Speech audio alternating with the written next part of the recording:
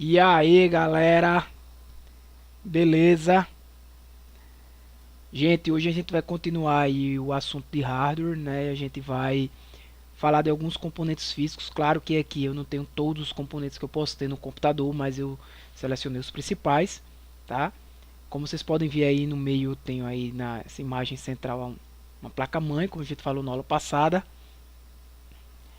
É, Comentamos algumas funções da placa-mãe, falamos de alguns conectores, de algumas interfaces de comunicação.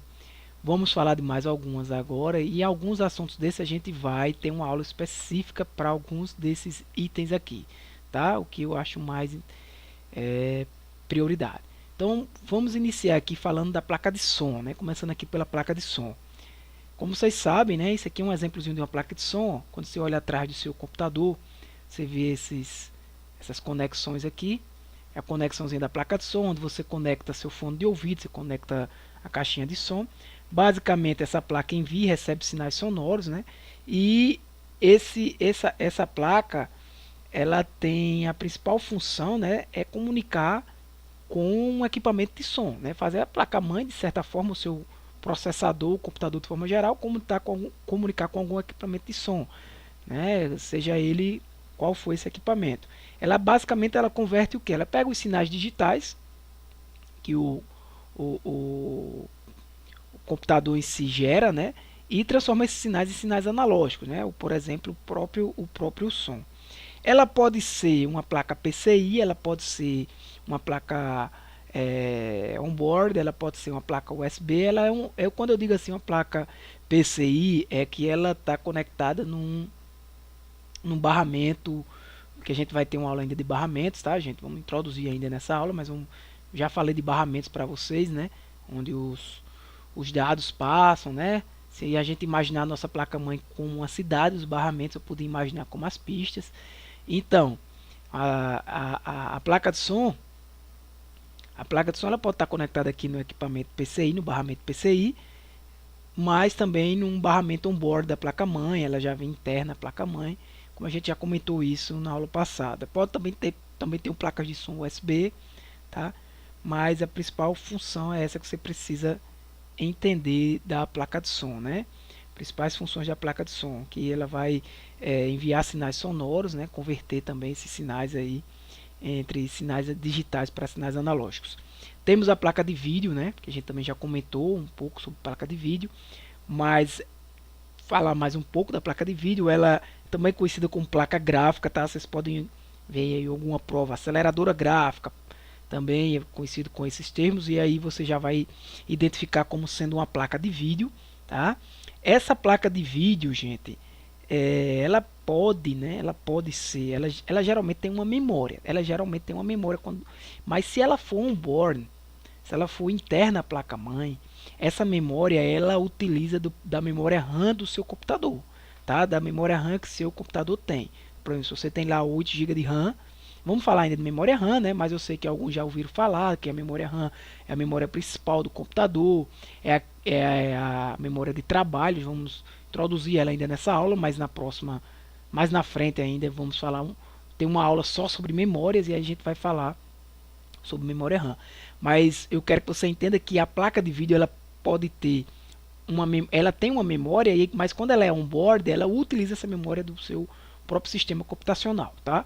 Do seu próprio computador. Então, se você tem lá 8 GB de RAM, de memória RAM, e a sua placa de vídeo é on-board, ela vai utilizar, por exemplo, lá 1 GB ou 512 MB. Então, aquilo ali vai subtrair da capacidade total do seu computador de memória principal, beleza? Mas quando essa placa, preste atenção nisso aí, quando um detalhe importante que eu lembrei, quando essa placa de vídeo ela é on-board, ela divide o uso do processador, o barramento do processador, isso com a própria memória do barramento, que a gente vai ter uma aula de barramento ainda, mas o próprio processador ele não está conversando lá com a memória. Ele tem uma pista para conversar com a memória, ele tem um barramento. Tá? Então, quando essa placa é on-board, ela utiliza a placa de vídeo, esse uso da placa de vídeo utiliza essa mesma pista, esse mesmo barramento. Então, basicamente, ela deixa o sistema computacional mais lento, né? Quando você tem placas off-board, não. Aí você tem um processador específico para essa placa.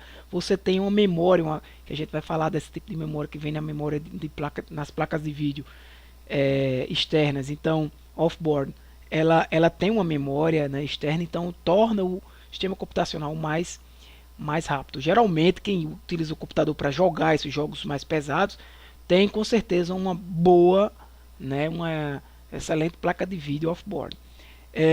Comunicação, agora aqui, galera, barramentos, né? Mais uma vez, barramentos. O que é que eu estou querendo dizer aqui?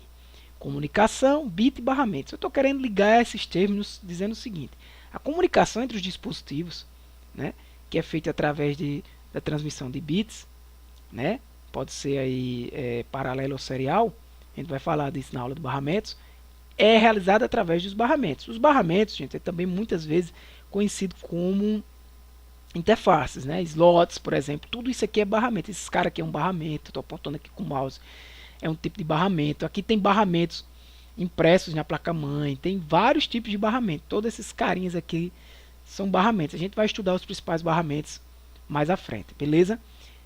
Por exemplo, outros tipos de barramentos. USB, o próprio USB é um tipo de barramento. Universal Serial Bus, um barramento serial universal.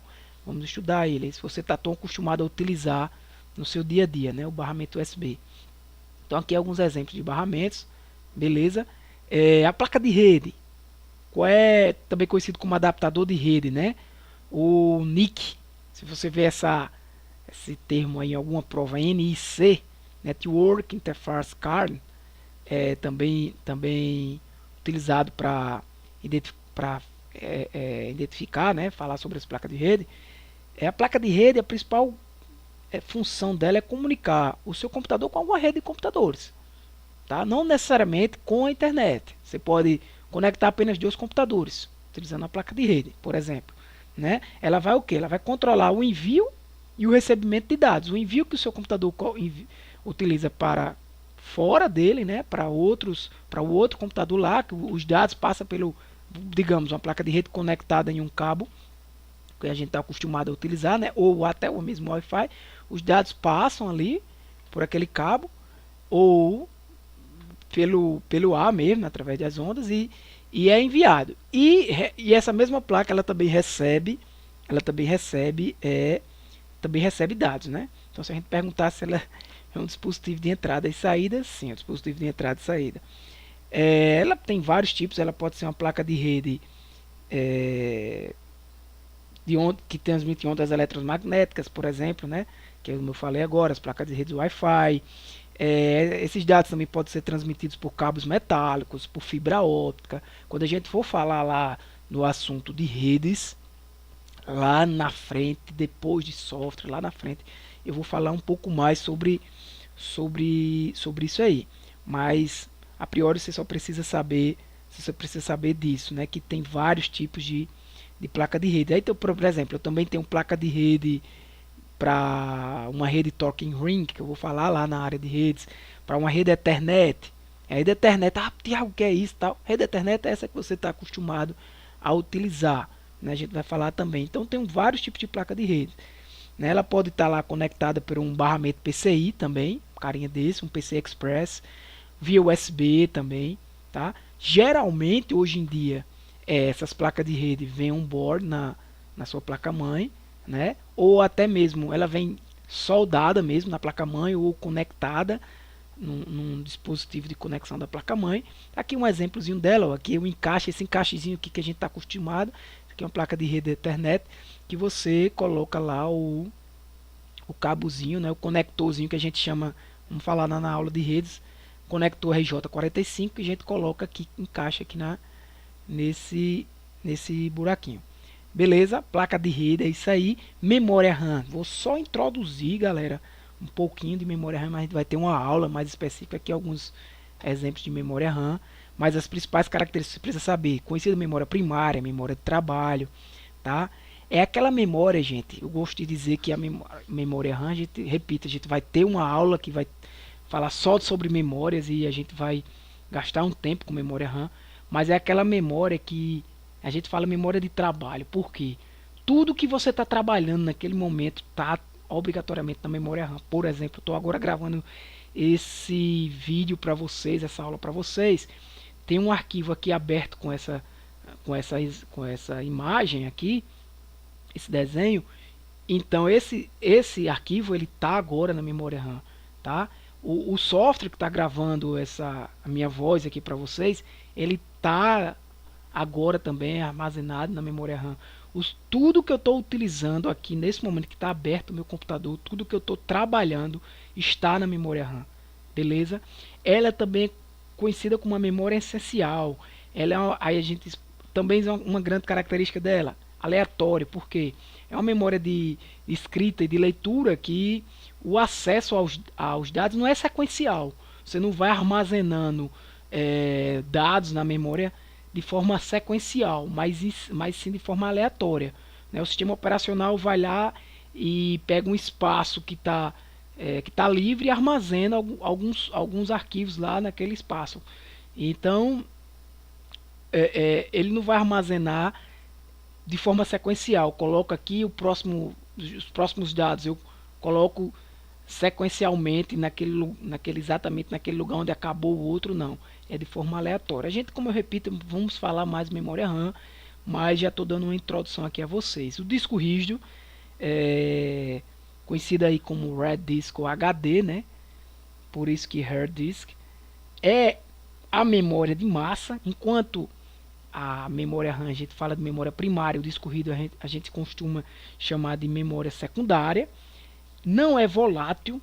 O que eu quero dizer com isso? Ela não é volátil porque mesmo sem o uso de energia, eu consigo guardar os dados que estão naquele disco. Tá aí um exemplozinho de um disco rígido aberto, né? E eu consigo guardar, tá? Na memória RAM não, né? Por exemplo, na memória RAM não. Você está lá utilizando algum arquivo, digitando um texto, por exemplo. Se você não salvar aquele texto e faltar energia no seu computador, não tiver no break, por exemplo, os dados, aquele texto que você não salvou, que estava só apenas na memória RAM, é perdido. Por quê? Porque é uma memória volátil, ela precisa de energia elétrica, diferente do HD. Você pode até dizer, Tiago, não, mas eu nem salvei, quando eu liguei meu computador, voltou, o arquivo estava lá. Beleza, foi o sistema operacional que foi salvando automaticamente já por uma questão de segurança. Beleza? Uma coisa interessante, gente, lembrando na aula passada sobre que a gente falou sobre interfaces de comunicação, interfaceamento lá de comunicação, a gente falou lá do IDE, lembra do IDE ATA, né? Falamos do SATA, né? Então os discos rígidos, as interfaces, tem várias interfaces de comunicação e eu tenho aí um disco que posso estar conectado por IDE ATA, por serial ATA, por SCSI, mas aí eu já estou falando de outros tipos de discos, que aí a gente também vai ter uma aula específica só sobre disco rígido. A princípio, o que você precisa saber para essa aula de disco rígido?